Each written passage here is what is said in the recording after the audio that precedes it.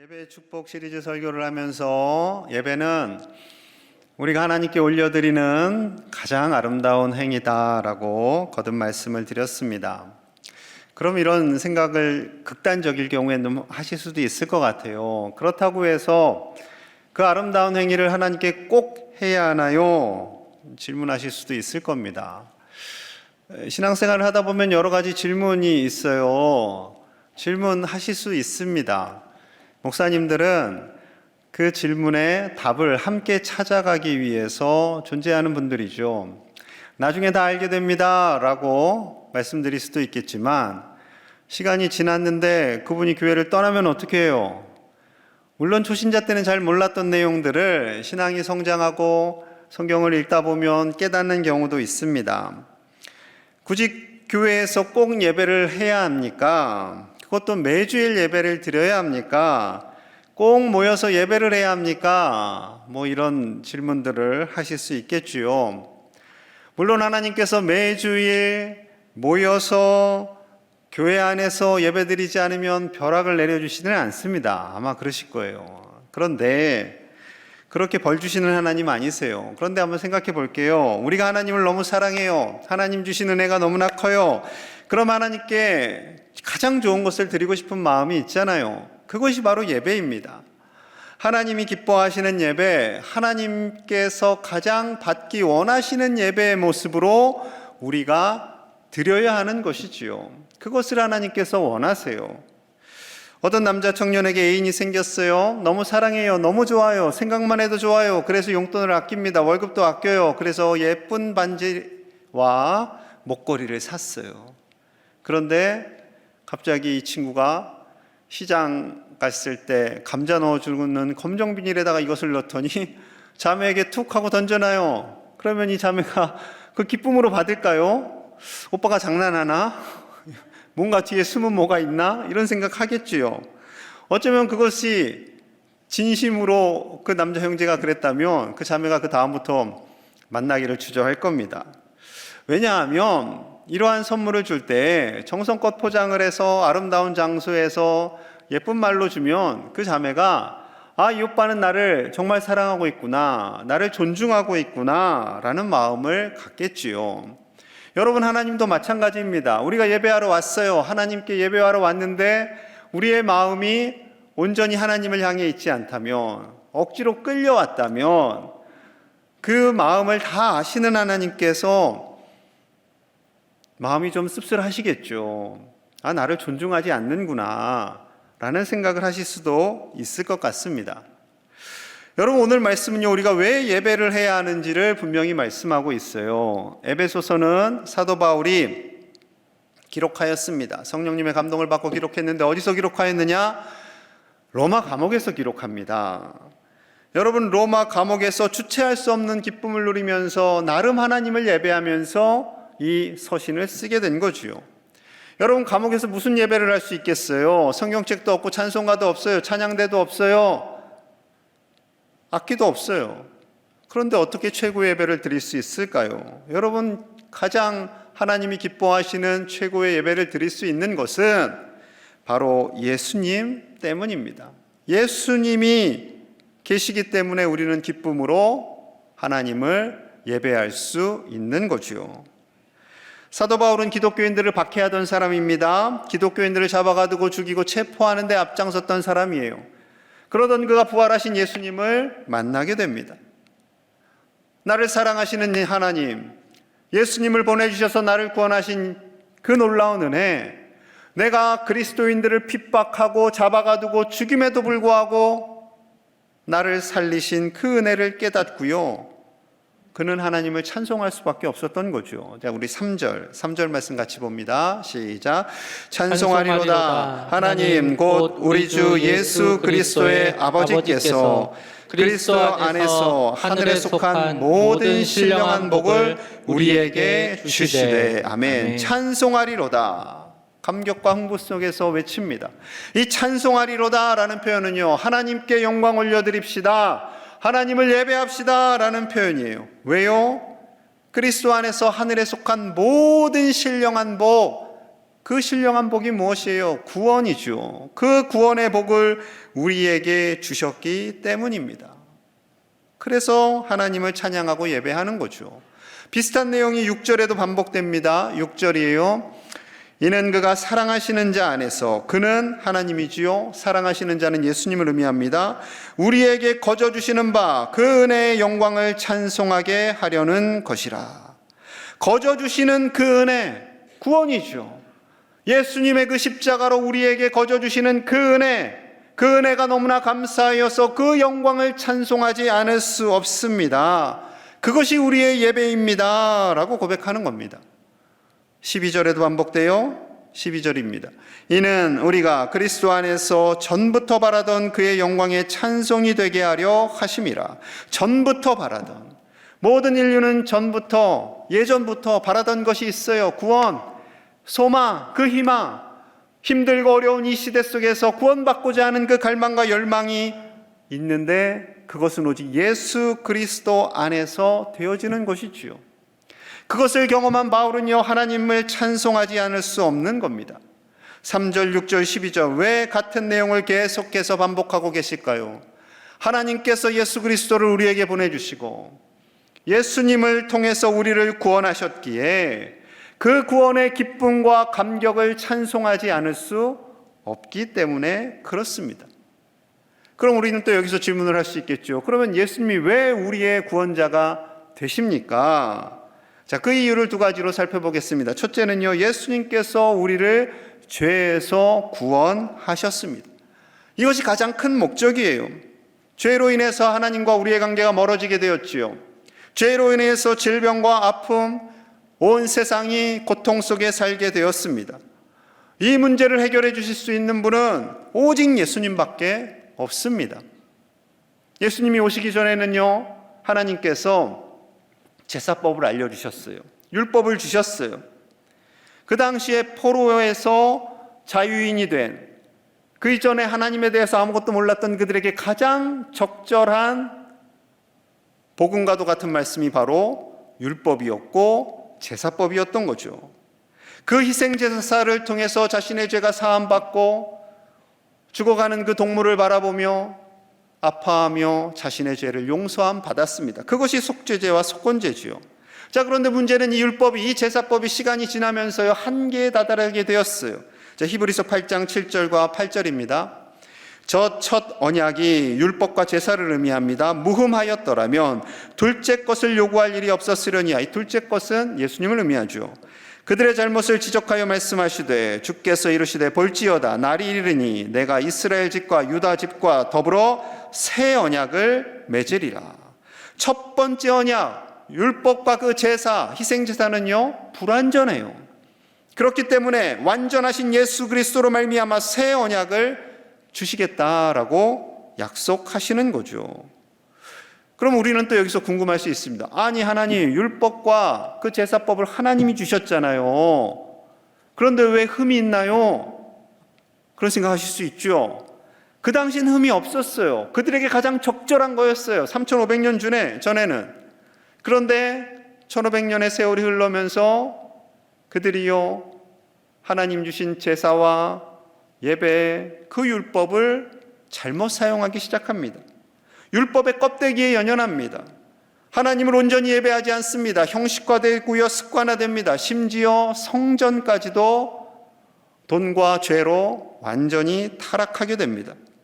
이 문제를 해결하기 위해서는요, 사람이 어떻게 할 수 있는 게 아니에요. 동물의 피로 어떻게 할 수 있는 게 아니에요. 완전하신 하나님, 성자 하나님의 그 보혈만이 우리의 죄를 완벽하게 용서하실 수 있는 거죠. 그래서 예수님을 보내시는 거예요. 마태복음 1장 21절입니다. 아들을 낳으리니 이름을 예수라 하라. 이는 그가 자기 백성을 그들의 죄에서 구원할 자이심이라 하니. 하나님께서 마리아의 남편 요셉에게 주신 말씀입니다. 성령의 인도하심을 따라 마리아가 잉태하게 될 텐데, 그가 모든 백성들을 죄에서 구원할 자임이라 라고 말씀하시는 거예요. 예수님의 목적은 죄에서 우리를 구원하는 겁니다. 죄로 묶여있던 우리의 인생을 자유하게 하는 거예요. 죄로 인해서 고통 중에 살고 있는 우리에게 참 자유를 주시는 겁니다. 예수님은 우리에게 부자 되기 위해서 오신 분이 아니세요. 예수님께서는 우리를 성공시켜 주시기 위해서 오신 분이 아닙니다. 예수님의 목적은 천국의 복음을 전하고 가르치고 아파하는 자들을 치유하며 그리고 자신의 몸을 십자가로 내어 주십니다. 에베소서 1장 7절 말씀 우리 같이 봅니다. 시작. 우리는 그리스도 안에서 그의 은혜의 풍성함을 따라 그의 피로 말미암아 속량 곧 죄사함을 받았느니라. 아멘. 십자가에서 흘리신 그 피, 그 보혈, 그걸로 말미암아 우리가 죄사함을 받았다라고 말씀하십니다. 여러분, 죄는 우리가 지었잖아요. 그러면은 우리가 벌을 받아야 되는데 하나님께서 그 아들에게 다 전가하십니다. 예수님의 피 흘리심, 예수님의 십자가, 이로 인해서 우리의 모든 죄값을 완불하시고 우리의 죄를 용서하신 거죠. 그로 인해서 우리는 하나님과 다시 교제하게 되었습니다. 여러분, 이것이 은혜이지요. 이 놀라운 은혜, 죄에서 우리를 건져주신 은혜, 죄로 말미암아 갈등하고 찢겨지고 나뉘었던 우리의 마음과 육체 모든 관계들이 회복되는 거예요. 여러분, 더 놀라운 것은요, 이 구원의 선물, 이 죄사함의 은혜를 창세전에, 세상을 짓기도 전에 이미 계획하시고 우리를 찜하셨다라고 말씀하세요. 자, 에베소서 1장 4절 말씀입니다. 곧 창세전에 그리스도 안에서 우리를 택하사 우리로 그 사랑 안에서 그 앞에 거룩하고 흠이 없게 하시려고, 우리를 거룩하고 흠이 없는 존재로 만드시기 위해, 우리를 용서하시기 위해 창세전에, 세상을 짓기도 전에 저와 여러분들을 택하셨어요. 우리 어릴 적에 찜했다, 여러분 기억나세요? 그거 하셨다라는 거예요. 이성과 상식으로는 솔직히 이해가 안 됩니다. 아니, 어떻게 창세전에, 세상을 짓기도 전에 우리를 아셨을까요? 우리는 불가능하죠. 그러나 하나님은 가능하십니다. 왜요? 사랑하시기 때문에. 그 사랑 안에서, 하나님의 놀라운 사랑 안에서 그 사랑이 우리를 살리는 거죠. 죄로 말미암아 죽었던, 죄로 인해서 상처 입고 갈등하고 아파하고 사람들과의 관계 속에서 상처받고 우리의 육신의 질병으로 상처받고 마음의 질병으로부터 상처받는 우리를 자유하게 하시고 영원한 하나님 나라로 우리를 초대하고 계시는 거죠. 여러분, 자유에서 자유하게 하신 그 하나님의 은혜, 십자가로 우리를 살리신 은혜, 그 은혜를 알면 우리는 하나님을 예배할 수밖에 없습니다. 그 은혜를 알고 하나님을 온 마음 다해 예배하실 수 있는 저와 여러분들 되시기를 간절히 축복합니다. 예수님께서 구원자가 되시는 두 번째 이유는 예수님을 통해서 우리를 자녀 삼아 주셨기 때문에 그래요. 자, 우리 5절 같이 봅니다. 시작. 그 기쁘신 뜻대로 우리를 예정하사 예수 그리스도로 말미암아 자기의 아들들이 되게 하셨으니. 아멘. 자기의 아들들이 되게 하셨으니, 예수 그리스도로 말미암아, 예수님의 십자가로 말미암아 우리를 아들로, 딸로 삼아 주셨다라는 거죠. 잠깐 삼아 주신 것이 아니라 영원히 하나님의 아들, 딸이 되어서 하나님과 함께 더불어 살게 하시는 것이 하나님의 기뻐하시는 뜻입니다. 하나님께서 우리를 바라보시면서 기뻐하세요. 하나님의 자녀가 된 것이 너무나 좋아요. 하나님께서 우리를 바라보시면서 예수 그리스도의 십자가로 인해 우리를 자녀 삼아 주셨습니다. 그의 사랑하는 독생자 아들을 십자가에 내어주시고 우리를 건져주셨어요. 자녀로. 그냥 옆집 아이가 아니라 정말 자녀로요. 정말 하나님의 아들, 딸이 되게 하셨다니까요. 그래서 로마서 8장 15절 16절에선 이렇게 말씀합니다. 너희는 다시 무서워하는 종의 영을 받지 아니하고 양자의 영을 받았으므로 우리가 아빠 아버지라고 부르짖느니라. 성령이 친히 우리의 영과 더불어 우리가 하나님의 자녀인 것을 증언하시나니. 예수님의 영을 우리가 받았어요. 예수님의 영을 받았으니 우리가 하나님을 향해서 아빠라고 아버지라고 부를 수 있는 겁니다. 어떻게 하나님을 우리가 감히 아빠라고 아버지라고 부를 수 있어요? 저같이 죄 지은 사람이, 저같이 부족한 사람이 아니에요. 그런 생각들 때마다 성령님이 친히 우리가 하나님의 자녀인 것을, 너가 하나님의 아들이야, 너가 하나님의 딸이야 라고 증언해 주신다니까요. 증언해 주세요. 우리 안에서 계속해서 하나님의 자녀임을 말씀하시고 자존감을 회복시켜 주시고 세상의 관점으로 우리를 보는 것이 아니라 하나님의 눈으로 우리를 보게끔 하시는 거예요. 구약에서는요, 이것을 명령이라고 말씀하십니다. 시편 2편 7절이에요.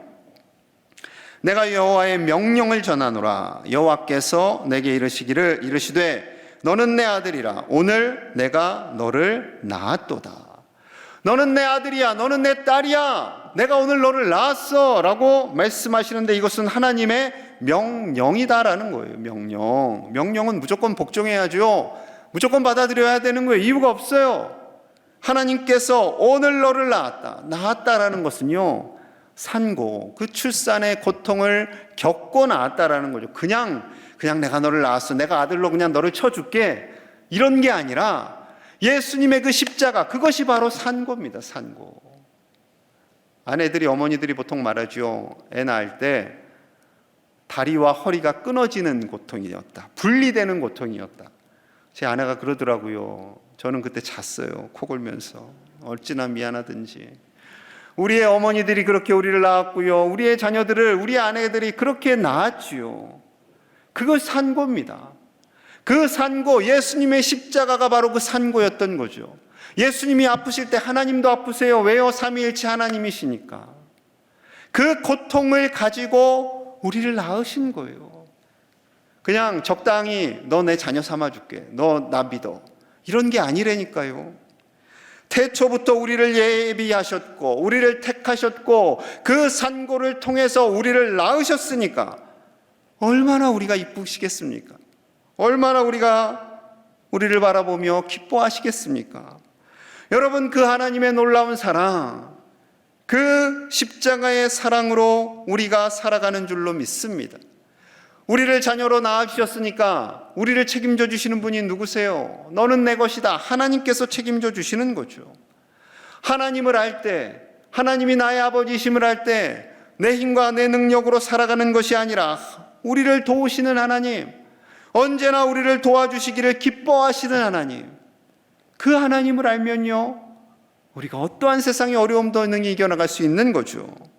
로마서 8장 31절과 32절 우리 함께 해봅니다. 시작. 그런즉 이 일에 대하여 우리가 무슨 말 하리요? 만일 하나님이 우리를 위하시면 누가 우리를 대적하리요? 자기 아들을 아끼지 아니하시고 우리 모든 사람을 위하여 내주시니가 어찌 그 아들과 함께 모든 것을 우리에게 주시지 아니하겠느냐. 아멘. 때로는 우리에게 대적이 다가옵니다. 그때 하나님이 우리를 위하시는데 그 대적이 우리를 어떻게 할 수 없다라는 거예요. 아들을, 예수님을 아끼지 않고 내어주셨는데 우리를 위하여 무엇을 주시지 않겠느냐라는 거죠. 보통 우리가 살아가면서요, 하나님께 실망할 때가 있어요. 대학 입시 볼 때는 하나님 나 열심히 했는데 왜 그 대학 못 갔어요? 취업할 때 하나님 나 열심히 했는데 왜 저 회사 취직 안 됐어요? 하나님 난 왜 이렇게 힘들어요? 내가 생각하는 그 한 가지 때문에 하나님께 실족하고 떠날 때가 많아요. 여러분, 천지 만물을 지으신 하나님께서 내가 너에게 그거 하나만 줄 거야, 이렇게 말씀하실까요? 그렇지 않습니다. 여러분, 하나님께서 우리를 지으시고 천지 만물을 지으신 하나님께서요, 다 주어도 아깝지 않아 하시는 분이세요. 자꾸 우리의 생각으로 하나님을 제한해요. 우리는 하나 주면 아까우니까, 어쩔 때는 자식한테 줄 때도 좀 아까운 마음 들잖아요. 하나님도 그러시겠지, 그렇게 생각해요. 아니라니까요. 우리 하나님은 다 주어도 아깝지 않는 우리 하나님 아버지십니다. 그 하나님의 사랑, 그 하나님의 사랑을 알면, 그 은혜를 알면요, 우리가 이 인생에서 낙심하지도 않고 절망하지도 않고 담대하게 하나님 안에서 예배하며 사는 거죠. 여러분, 그 하나님의 사랑과 은혜를 알고 하나님을 온전히 예배하실 수 있는 저와 여러분들 되시기를 간절히 축복합니다. 물론 우리는 낙심할 때도 있어요. 절망할 때도 있어요. 아플 때도 있어요. 그때도 하나님을 찬양하는 거예요. 그때도 예배하는 거예요. 실족하고 교회를 떠나는 것이 아니라 네가 이기나 내가 이기나 한번 보자. 대적들이 이기나 내가 이기나 보자. 질병이 이기나 내가 이기나 보자 하면서 예배하는 거예요. 그럼 하나님께서 반드시 우리를 승리하게 해주실 줄로 믿습니다. 가수 중에 엄종아 씨가 있어요. 잘 아실 거예요. 한 30년간 노래도 하고 배우로도 역할을 했죠. 상도 많이 받았어요. 연예인들의 롤모델이라고 합니다. 30년간 꾸준히 성장하고 많은 사람들의 칭찬을 받는, 겉으론 참 강해 보이지만 여리여리하대요. 갑상선 암 수술을 받고요. 이분이 치명적인 성대신경 마비가 옵니다. 그래서 가수 생활을 제대로 할 수 없는 위기에까지도 처했어요. 그때 하나님을 더 찾고 하나님을 만나게 됩니다. 또 무엇보다도 하나님이 먼저 찾아오셨어요.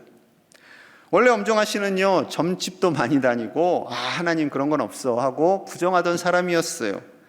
하루는 강아지와 산책을 합니다. 이태원에 살 때, 남산 주변을 산책할 때 갑자기 하나님을 보고 싶더래요. 하나님께 기도하고 싶더래요. 그래서 하나님이 주신 마음이죠. 하나님이 먼저 다가오신 거죠. 그래서 하나님, 제가 가다가 교회가 보이면 들어가서 기도할게요 그랬는데 이상하게 그날따라 교회가 안 보이더래요. 하나님, 밤에는 그렇게 십자가가 많더만 왜 오늘은 교회가 안 보여요? 하면서 눈물이 주르르르 나더랍니다. 자, 그러는 중에 정말 친했던 친구, 신실한 크리스찬 친구가 전화를 했어요. 자, 그때의 상황을 간증으로 들어보겠습니다. 여기 그래도 골목이야 했더니 거기 어디 조용한 데 찾아서 앉아 그러는 거예요. 그래서 조금 더 들어갔는데 맞은편에 언덕 끝나는 위치에 십자가가 큰 게 보이는 거예요. 드디어 있구나. 햇살과 함께 십자가가 저기 십자가가 있어 그랬어요. 제가 거기 앉아. 그래서 앉았어요. 그래서 거기서 하나님, 저는 죄인입니다 라는 기도를 거기서 받았어요. 영적 기도를 그 친구한테 받고 하나님, 저는 죄인입니다 라는데 눈물이 너무 나는 거예요. 근데 조금 억울한 생각도 들고 왜요? 내가 죄인인가 그치, 싶기도 내가 하고 막 그러면서 근데 눈물이 너무 나는 거예요. 그래서 그 기도를 받고 집에 와서 그 친구가 이제 메시지로 성경 구절 몇 군데 알려줘서 제가 선물 받았던 성경이 있었거든요. 네. 그래서 읽고 그때까지도 뭐가 뭔지 모르겠다가 다시 한번 성경을 폈어요. 폈는데 그 구절을 보고 완전 통곡을 했어요, 제가. 어떤 구절인데? 이사야 43장 1절 말씀. 네. 그러니까 내가 너를 지명하여 불렀나니 너는 내 것이라. 그러니까 그게 너무 크게 와닿으면서 완전히 막 거의 통곡을 했어요. 전 진짜 너무 놀랐어요. 아니 그 친구랑 물어봤어요. 어떻게 왜 그 타이밍에 하필 어떻게 딱 전화를 했을까? 그래서 나중에 진정하고 전화했어요. 선야, 정아, 너 정말 너무너무 놀랍다. 자기는 교회에 있었대요. 그 친구는 교회에 진짜 열심히 일하는 친구거든요. 대전에서. 근데 집에 가서 나한테 전화를 하고 싶더래요. 그 시간이 아니라 집에 가서. 그래서 제 타이밍이랑 딱 맞았던 것 같아요. 정말 천사를 보내주시면 안 돼요 하면서 일어났던 그 순간에 전화가 왔어요. 진짜 그때는 딱. 그리고 그 친구가 그러는 거예요. 정아, 그리고 내가 항상 내가 너의 영적 기도를 해줄 수 있게 해달라고 기도했다고 그러더라고요. 진짜 너무 놀라웠던 것 같아요. 네. 그러면서 그때부터 이제 하나님하고 진짜 사랑에 빠져버린 거예요. 하나님께서 엄종아 씨를 택하셨고 산책을 하게 하셨고 하나님을 찾고 싶은 마음을 들게 하셨고 그리고 그 정확한 타이밍에 친구의 마음을 움직여서 전화를 하게 되고 예수님을 영접하게 되고 예수님을 만나게 됩니다. 여러분, 이것이 우연일까요? 결코 우연이 아닙니다. 하나님께서 저와 여러분들을 택하셨고 십자가로 용서하여 주시고 자녀 삼아 주신 은혜가 있기에 우리는 이 자리에서 하나님을 예배하는 것이고 그 은혜와 사랑을 알기에 우리는 담대하게 믿음으로 나아갈 수 있는 것입니다. 모든 세상 사람들은 다 행복하길 원합니다. 청소년들은 행복하고 싶어서 대학 가고요. 또 청년들은 행복하고 싶어서 취업하고요. 결혼하고요. 다들 그렇게 행복을 열망하지요. 그런데 하나님께서 행복에 대해서, 참된 행복에 대해서 이렇게 말씀하세요. 신명기 33장 29절 같이 봅니다. 시작. 이스라엘이여 너는 행복한 사람이로다. 여호와의 구원을 너같이 얻은 백성이 누구냐? 그는 너를 돕는 방패시요 내 영광의 칼이시로다. 내 대적이 내게 복종하리니 내가 그들의 높은 곳을 밟으리로다. 아멘. 이스라엘이여 너는 이미 행복한 사람이로다 라고 말씀하시는 거예요. 좋은 대학에 가면, 취직하면, 돈 많이 벌면 행복한 사람이 아니라 이미 행복한 사람이로다. 왜요? 여호와의 구원을 얻었기 때문에. 하나님의 구원하심을 입고 여러분들은 지금 이 자리에서 예배하고 있습니다. 그렇기 때문에 누가 행복한 사람이에요? 우리가 행복한 사람이에요. 우리가. 이스라엘 백성들 부족했어요. 연약했어요. 노예로 살았어요. 그들을 하나님께서 인도하시고 먹이십니다. 전쟁에서 다 이기게 하세요. 근심할 것이 없어요. 하나님의 인도하심을 따라가면 돼요. 어떠한 대적도 이스라엘 앞에서 복종하는 이유는 이스라엘이 잘나서 전쟁을 잘해서가 절대 아닙니다. 하나님이 함께 하시기 때문에, 하나님이 도우시기 때문에, 하나님이 구원하셨기 때문에 저와 여러분들은 그 구원받은 하나님의 백성으로 살아갑니다. 우리가 가장 행복한 사람이에요. 그 기쁨과 그 감격과 그 은혜를 이 예배의 자리에 하나님께 영광으로 올려드리는 것입니다.